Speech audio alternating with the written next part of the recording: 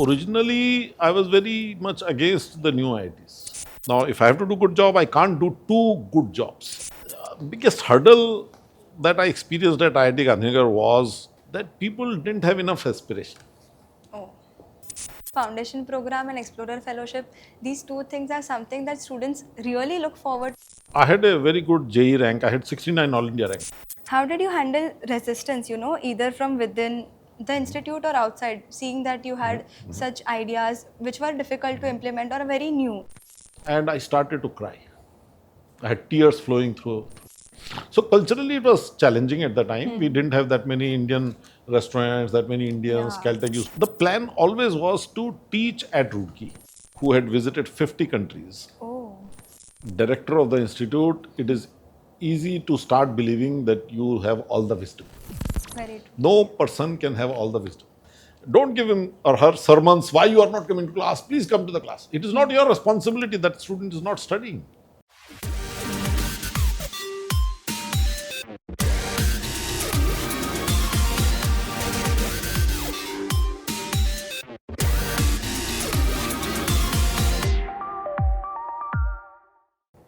Welcome to TEDxConversations Season 3. I am your host Beli, Dedhia. Our season explores innovation grounded in purpose, technology, leadership, and education that truly matters. In the first episode, our guest is none other than Professor Sudhir Kumar Jain, one of the leading civil engineers in the world, who also served as the founding director of IIT Gandhinagar and later the 20th Vice Chancellor of Banaras Hindu University. He is a pioneer in earthquake engineering, a fellow of the Indian National Academy of Engineering, a member of the US National Academy of Engineering, and a recipient of Padma Shri in 2020. Professor Jain, welcome to TEDxConversations. It's truly an honor to have you here. So today's conversation zooms in on leadership, academia, and the responsibilities that come with creating institutions. We'll explore how vision, values, and human-centric leadership can define generations of learners. So let's start at the beginning. So growing up in India during the 1960s, 1970s, it must have been exciting and challenging as well. So how did your family, environment, and the community or even natural events influence your mindset and your experience and your education? See, I grew up in small towns of UP. My father was in a government service and Okay. he would keep getting transferred from time to time. And I would go from one town to another, one school to another. Until class 12, I think I must have gone to 7 or 8 schools. Uh, I also went to pretty ordinary schools, small towns. My biggest change happened when I was for 1 year in a particular school, when I was class 8, and my school teacher was very inspirational and he influenced me, uh, gave me aspiration, gave me ambition, and made me realize that it is honorable to live a dignified, honest life. And he remained in touch with me till he died some years back. So that is how things happened. Oh, that's really great. So I think your connect of being with students as well. It started from that 8th grade teacher, Yes, maybe. Yeah. yes. So later you went on to study at University of Roorkee, which is currently IIT Roorkee, if I'm not wrong. And then, so any stories from your student days, how it was at IIT Roorkee back then that you still carry on till date? See, uh, I had a very good JE rank. I had 69 All India rank. Oh my God, And that's I had great. Roorkee second rank. Okay. Roorkee was 4 years and IIT was 5 years. Yeah. And there was a temptation that I should go to Roorkee. Also, my family members, many of them had gone, including my father, had gone to Roorkee. Okay. So those are the reasons for going to Roorkee. Uh, I had a fantastic time at Roorkee. The way the students were treated by both teachers and staff, Yeah. that made a big difference. Correct. What I recall about Roorkee was that I was treated with a lot of respect by any staff and by teachers. So that is what builds your confidence. Yeah. You are seen as their peers, not as Correct. you are not looked down upon. Uh, there was very caring environment. I remember I was very upset in my second year, or maybe it was third year. I think it was second year. I was very emotionally upset about certain things happening in my university. And one of my teachers, Professor KP Sharma, after finishing his class, he said, Sudhir Jain, I want to see you in my office. And I didn't know why he's calling me to his office. So after the class was over, he went to his office and I followed after a minute or two to his office, sit down. And then he said, what is wrong with you? I said, nothing is wrong. He said, to me, you appear like a boiled potato. These are exact words, boiled potato. And you seem to be emotionally bursting. And I started to cry. I had tears flowing through.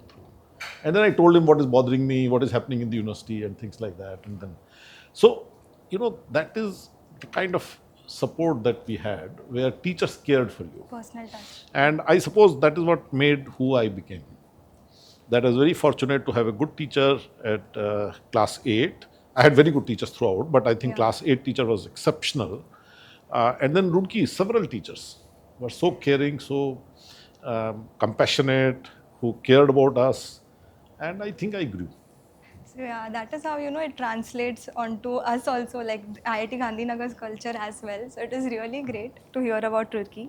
So academically speaking, I'm very curious to know, how did your interest develop around the fields, of seismic designs and earthquake studies? Was it something you were looking forward to very clearly, or was it a passion which developed after the graduate days at Caltech? It is much simpler.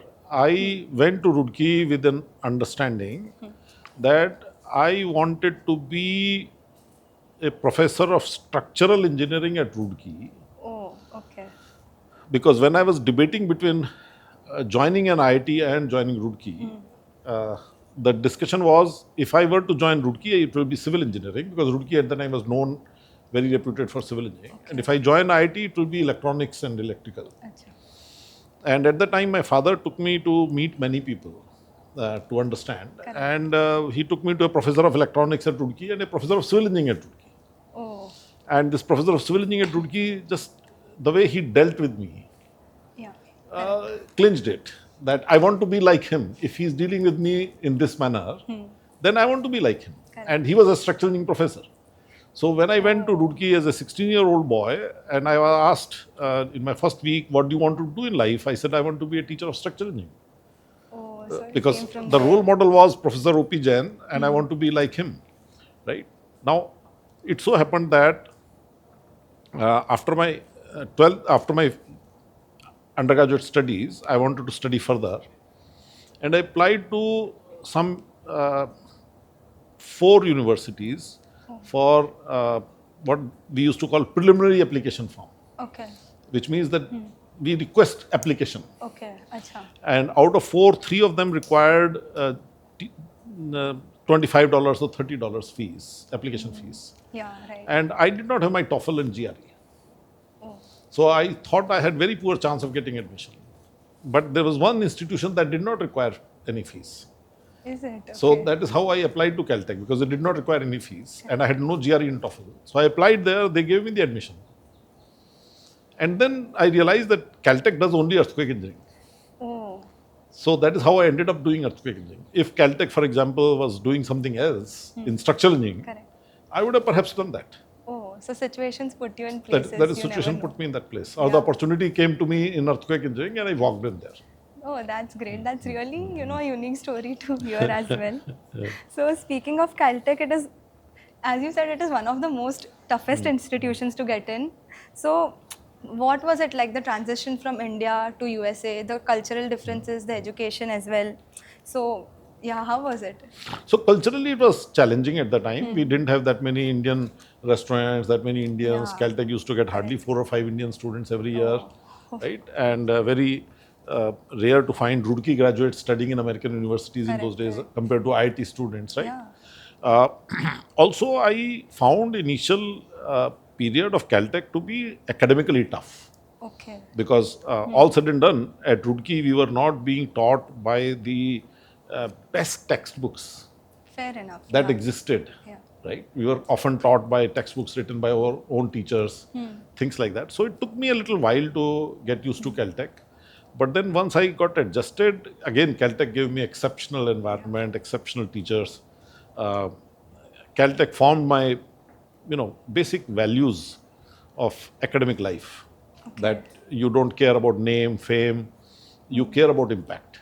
You want to make a Right. difference, Correct. and you are not chasing the awards, the prizes, the recognition.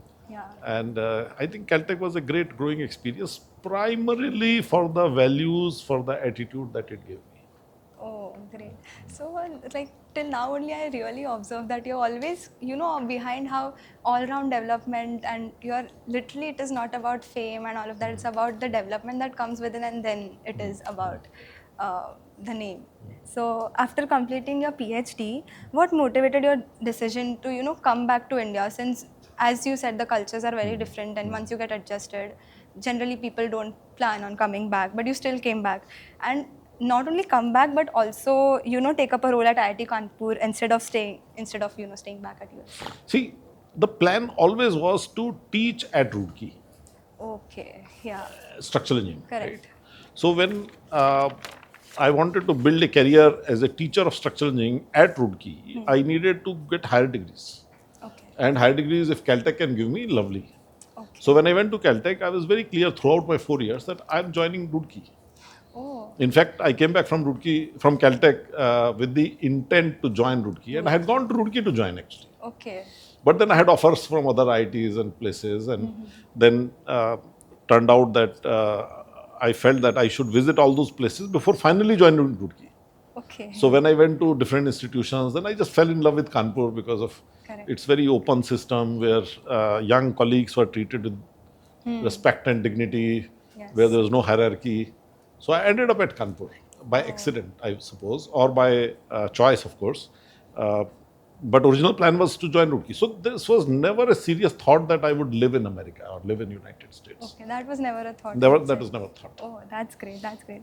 So, from an accomplished academic, you took a bold challenge of starting a brand new IIT in itself from scratch. And that's a very different kind of engineering per se, of ideas, people, and culture. So, how did the opportunity to lead IIT Gandhinagar come about? And what was your initial plan or reaction to it? See, originally I was very much against the new IITs. Okay. So when the new IITs were announced, I was, should we not focus on the old IITs, improve them further, Yeah. rather than create new IITs at this point of time? That was the original thought process. I, in fact, also appeared for the directorship of one of the older IITs. Okay. And later, when the opportunity came for new IITs, I was reluctant. I didn't think that I wanted to be part of it. Oh. I also thought that new IITs would mean lot of construction activity, and I didn't want construction Okay. because I'm a civil engineering graduate, and I wanted to be a teacher. I didn't want to be a civil engineer. I didn't want to do construction. Got So it. I had a strong dilemma about it, and then one of the senior alum of Kanpur IIT with whom I had become friends, I sat with him for 2 or 3 hours in a coffee shop in Delhi Okay. to clarify my own thoughts. Okay. And I explained to him what my thought processes are, what my constraints are. And at the end of it, he said, Sudhir, you are good for innovation type of ecosystem. Yeah. So in a new IT, you will flourish much more than in an old IT because in new IT, you can innovate. Correct. And that gave me confidence. I was interviewed and I said, if only I can go to IIT Gandhinagar, then only I will accept directorship. Oh. Total 8 IITs were being formed. Okay. I said, other 7 IITs, I don't even want to become a director of that because I'm really doing very well at Kanpur. I'm very happy at Kanpur, doing professionally well. I don't have to be a director. Fortunately, they gave me Gandhinagar. And I came here. And then once I came here, then I said, I have to do good job. Yeah. Now, if I have to do good job, I can't do 2 good jobs. I can't do earthquake engineering and I can't do IIT. Fair enough. So I had to then make a very conscious decision that I will not pursue earthquake engineering mission that I had for my life until that time. Oh. And I would fully dedicate my time to I. building IIT Gandhinagar. So I became a full-time administrator for IIT Gandhinagar rather than keeping myself in 2 boats. Correct. I was now fully on one boat and I was having fun. So you just said that you chose IIT Gandhinagar very specifically. Was there any reason? Yeah, there was a good reason. There was a big earthquake in Gujarat in 2001. Oh. I was an earthquake engineer. Okay. And after 2001, for the first time, I came to Gujarat. The Bhuj earthquake. And then I started to come here 4 times, 6 times a year. Oh. And I just started to like the people here, like the ecosystem. I found that people here were very friendly. The government was friendly. The infrastructure was good. So I said to myself, if I'm going to leave Kanpur IIT job of passionate earthquake safety academic, then it has to be something for a bigger cause of building a great university. Correct. And for that great university, there is no other place than Gandhinagar that provides that fertile ground. Yes. Okay. So my deal was that if you give me that, I'm happy to do it. Okay. But if you can't give me that, I will not have any regrets. I will continue my earthquake engineering work, about which I was very passionate actually. Yeah. And that brought you to Gandhinagar. That is how I came to Gandhinagar. Earthquake brought you to Gandhinagar. That's Yeah. great. That's great to hear. So, starting a new IIT, it is not a small feat. What were the biggest hurdles in those first few years, maybe? And what kind of culture did you envision for IIT Gandhinagar? What were your non-negotiables when it came to values? You see, the biggest hurdle that I experienced at IIT Gandhinagar was, and that hurdle remained for my entire duration, Okay. that people didn't have enough aspiration. Oh. Okay. They didn't aspire big enough. So I was always struggling to make people think much bigger Okay. than what they were thinking, right? So when we make a policy, when we take a decision, if you want to be different from other institutions, your decisions will have to be different. Correct. Very true. But a lot of my colleagues, both inside the institute and outside, they were victims of their past experiences. And they would say, we have seen this at such and such place where we have worked, and that is the right way to do it. Okay. Right? So, whether it was student relationship, whether it was curriculum related things, faculty hiring, faculty promotions, staff hiring, staff promotions, construction, campus management, various policies, there was always this struggle that was there, that can we aspire higher? Fortunately, IIT Gandhinagar had a lot of young faculty. Yeah. And young people are more hopeful, they are more enthusiastic, they are more open to Correct. bigger aspirations. Correct. They are also not so much victim of their past experiences. Right. They are fresh. So that is the fresh idea. So that is how we were able to make such rapid progress, which would not have been possible if I Yeah. didn't have those younger people. That's actually fun. So, you implemented several firsts like residential immersion, foundation program, active learning classrooms, explorer fellowships as we have in IIT Gandhinagar. What was the thought process behind these innovations? Each of these came either because we were solving a problem. Okay, correct. So it is a common concern that our young people are so busy preparing for JEE, they miss out on fun activities, they miss out on playing, they miss out on painting or reading or whatever, and they feel tired and almost retired by the time they enter into IIT. Right? That was a complaint that was always there for many years. It was there. People were talking about it. In IIT Gandhinagar, our attitude was, if there is a problem, let's solve it. Correct. Let's not live with the problem. At least give it a try to solve it. So, in one of the meetings, again, when some of the younger people were complaining to me, saying that, oh, the students are this, that, I said, look, don't complain, let's work on it. And that is when we said, what are the things that we would like our entry-level faculty, entry-level students to make up for the 2-3 years of JEE preparation. Okay. And then some brainstorming led to those 5 bullets. Okay. Yeah. Physical activity and culture and all Yes. that. And that is when I said, okay, 5 activities, 5 weeks. Let's dedicate this time. Of course, initially I was criticized. I was told by colleagues, especially from outside IIT Gandhinagar, from other IITs, saying that in IIT system, if the classes are cancelled for even 2 days, we worry about it and we make up for those 2 days of classes by doing extra classes Very in true. Saturdays. Yeah. Here you are not doing classes for 5 weeks.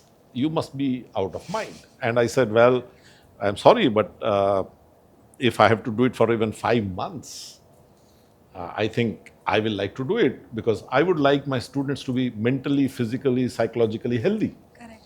If only they can be mentally, physically, psychologically healthy, then only they can really get the best out of IITGandhinagar experience For sure. and build a good life Correct. and good career, good profile.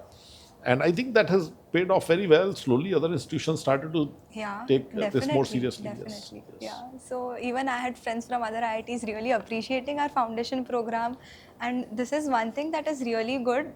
Even we all experienced the foundation program, and it was something that helped us, just get the shift from the culture and gel into IIT and how IITs work. So that was a very great initiative. And build a community. Yeah, build a community. See, one of the challenges that often was boys are separate, girls are separate, Yeah.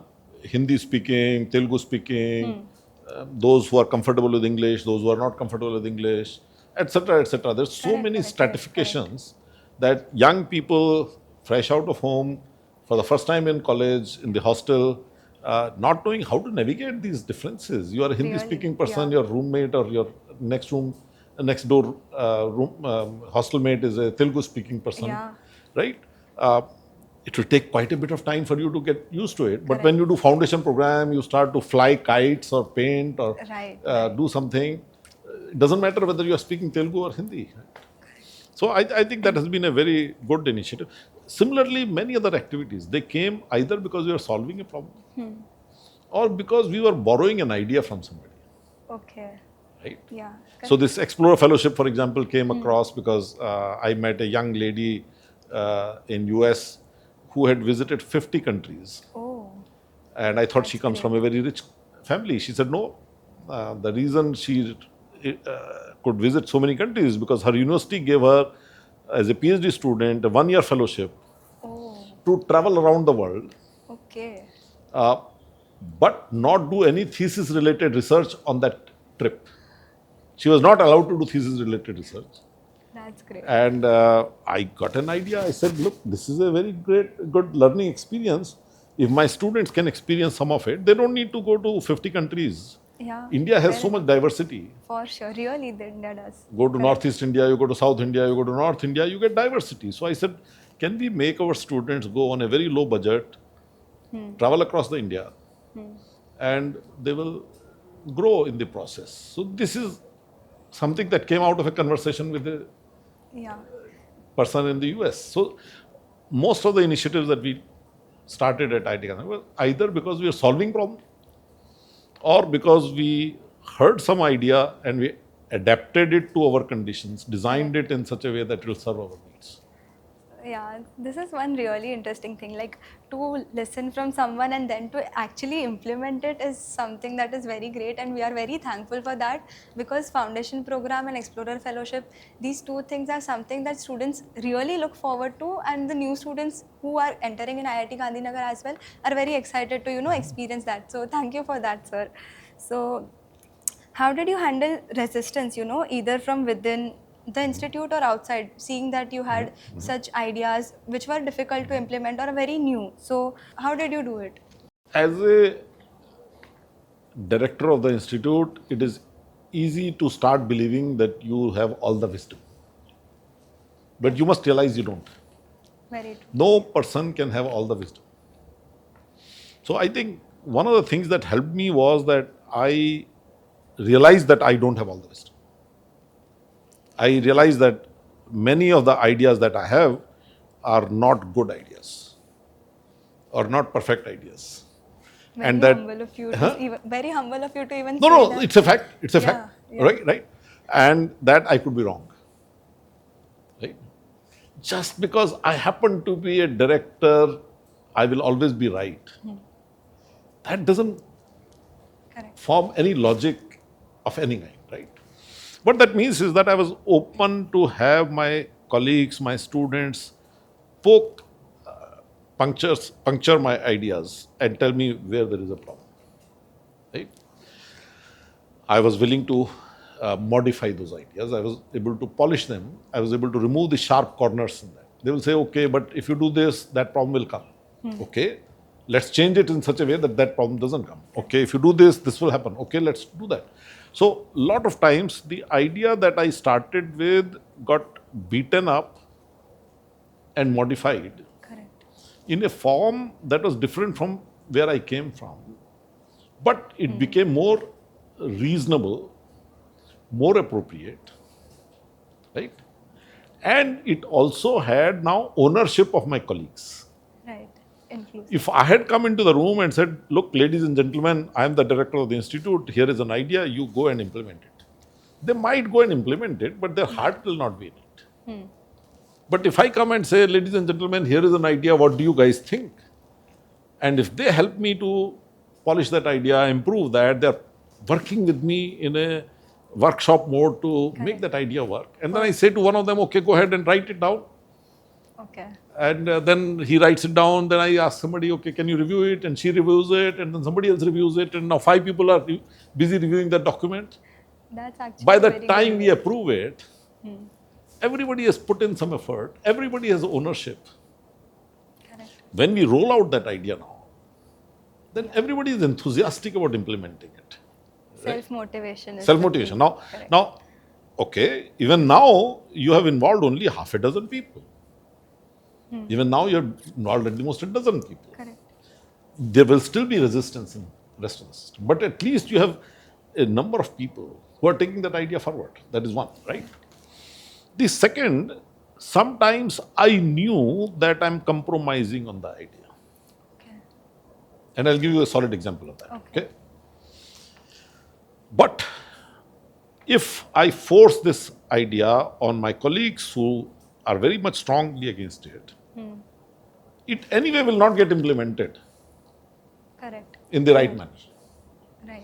So I had a very simple rule that I used to tell my colleagues here, and I used to tell that at BHU, and I continue to tell it to anybody who was willing to listen. If you rate an idea from 1 to 10 scale,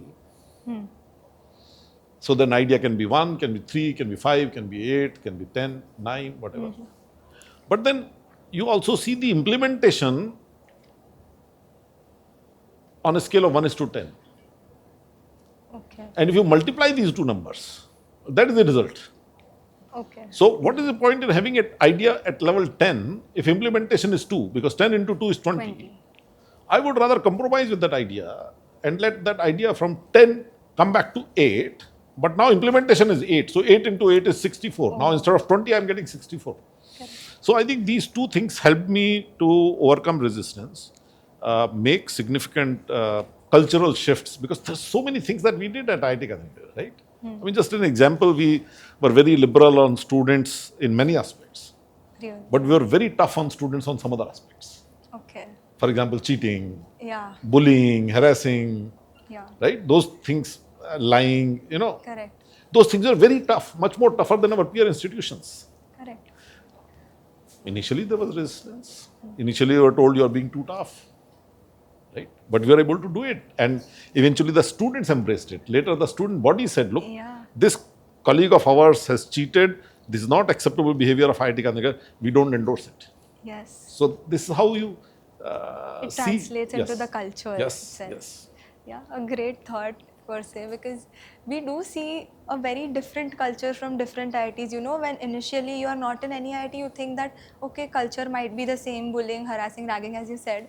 But IIT Gandhinagar has truly adopted that idea and it has stayed within. So this is a really great In fact, I will interrupt here. Yeah. In fact, we were very cautious that even our teachers should not infantilize our students. Okay. So if a teacher would write a patronizing email to students, somebody would counsel that teacher to not write such an email. Oh. We have done those Okay. things. Oh. We wanted our teachers to treat our students as their peers, Okay. as their equals, right? And not to patronize them, not to treat them Yeah. as children, Correct. and do either moral policing or things. In fact, in my personal conversation to faculty, I used to say, if a student doesn't come to class, Don't give him or her sermons. Why you are not coming to class? Please come to the class. It is not your responsibility that student is not studying. We are treating them as adults. Let them decide Yes. whether they want to study or not. Because if they don't study and if they fail, we are also not going to entertain their parents' request to pass them. Correct. Yeah. So fair enough. it worked out very well actually. So that was the first thing that I heard when I came to IIT Gandhinagar, that treat students as adults. So yeah. I hope for next 100 years, IIT Gandhinagar will continue to maintain that approach. Yes. That students are adults. We have to treat them as adults. They are free to do what they like about their life, but be accountable for their own actions. Yeah, it really is getting implemented, I must say. So, do you have a favorite failure or something that didn't go your way but actually taught you a lot? A failure in some kind, which is. I don't recall any specific instance that I would say failure, but there are so many things that I could have done better. Yeah. There are so many things that I could have done more that I regret today, but then that is the nature of the Right. beast, as they say. They say that hindsight is vision 6/6. Yeah. आप जब पीछे मुड़ के देखते हो तो आपको सब कुछ दिखने लगता है, हाँ, सब सही सामने तो लगने सब लगता धुंधला है। दिखता है. हाँ. So there are many things that I could have done better, I could have done more, but I think that is not important. What is important is what we could achieve. What is also important is that did we learn lessons? Correct. And lessons at two levels: lessons that IIT Gandhinagar as an institution must learn, and lessons that Sudhir Jain as an individual must learn. Yeah. And I certainly think that every mistake I made, every failure I had, small or big, I have tried to learn from it so that I improve my game, so that I become better in whatever I do. Yeah. So, I think after nearly 13 years of the helm of IITGN, you took another major responsibility, the Vice Chancellor of BHU. So, what attracted you to BHU at this stage in your career, and what was, the most exciting part about leading a university with such a rich legacy, I must say, and how are the challenges at BHU different from IIT Gandhinagar? See, for me, BHU was an entirely different experience. Okay. Because as a student, I had gone to small colleges. Roorkee was 2,000 students. Caltech was similarly very small college, 2,000 students. Kanpur, when I joined, it was like 2,000 students. Later, it became larger. IIT Gandhinagar, of course, was less than 2,000 students when I left. Correct. And here I was going to a 36,000 students college, which had more teachers than I had students at IIT Gandhinagar. Yeah, get it. Which had more heads of the departments than I had teachers at IIT Gandhinagar, right? Which had medical college, law college, management, and so on and so forth. It was a totally different game. In fact, when I was going there, one of my friends asked me this question: that what makes you think that you would run a big university of that kind when you've never been part of it as a student or as a teacher? And I said, look, if a responsibility is given to me, I must rise up to the occasion and learn. I have always told my students, you must continue to learn, you must learn to learn. And if it is true for students, it is true for me. I will learn. And I actually learned. When I went to BHU, I was learning afresh. It is not only a bigger university, but its total governance system was so different. Okay. It's governed by totally different ecosystem of University Grants Commission and things like that than what IIT system runs. But I was able to learn from colleagues who were smarter than me. You have to surround yourself with people who are smarter than you. Very true. Right? Great advice. So, if you want to be a all-rounder, you want to have a bowler as your coach who is much better than you in bowling. And you don't need to have a coach who is a much better batsman than you are. Correct. And much better wicket keeper, another coach, and so on and so forth. So I had lots of people coaching me, telling me how to do things better. And I was very fortunate that I had a very good 3-10-year tenure at BHU. We did a lot of good work, but it was all because a lot of people helped me. came forward and taught me and collaborated and cooperated. That's great. Motto of aspiring bigger always comes in, even in your career as well. So that's actually good. So many people, admire your energy, like how you greeted all of us here as well. So, and the clarity even after decades in service. So, is there a mantra or some secret principle that you follow, or how does it happen? I don't think I'm an exceptional person in any way, but I think what I believe is if there is something that needs to be done, I must give it my best shot. Okay. I must do it without any greed and without any fear. True. In Hindi, I say, na bhay or na lalach. Don't fear anything and don't be greedy about anything. Correct. Maintain your dignity, do an honest job, sincere job. Don't favor anybody. Doesn't matter whom you like. I may like you, I may have great affection for you, but I may not choose you for a job if I have a better candidate. Fair enough. Yeah. Right? Now, if you maintain your integrity and your dignity, you are a happy person. You sleep well and you are happy. That is how my life has been. I have really enjoyed my professional work. Uh, I have received a lot of affection from students and teachers and staff, and that's what gives me hope and energy for future. Okay. So, as students of IIT Gandhinagar, we often hear about values like humility, curiosity, responsibility. Values you quietly wove into the system or say IIT Gandhinagar. Looking back, what is the one thing you hope that every student who walks out of IIT Gandhinagar carries with them? Not just as a profession, not just in a professional way, but the personal touch that they have with them. I would say authenticity. Okay. You must be an authentic person.